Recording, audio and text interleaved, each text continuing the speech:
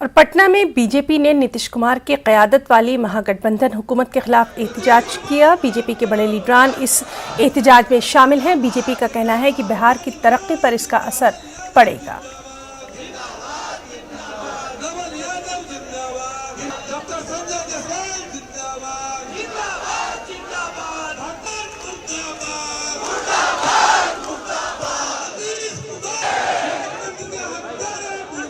आज लोगों में, बिहार के लोगों में गुस्सा है।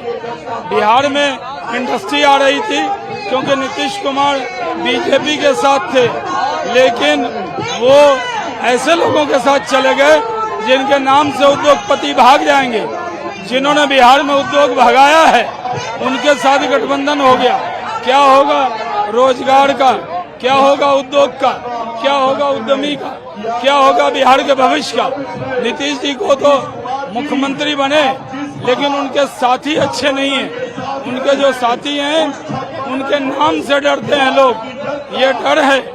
एक अच्छे साथी को छोड़ दिया, ये अच्छा सिला दिया हम लोगों के प्यार का, ये तो बड़ी गलत बात है।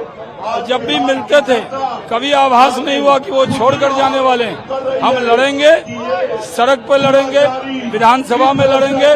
लोकसभा के चुनाव में 40 की 40 सीट भारतीय जनता पार्टी जीतेगी। मतदान से लेके मतगणना के बीच का था। आरजेडी के लोगों ने जिस प्रकार से 2 दिन के लिए गुंडा राज स्थापित करने की कोशिश की थी, वसूली करना शुरू कर दिया था, मारपीट करना शुरू कर दिया था।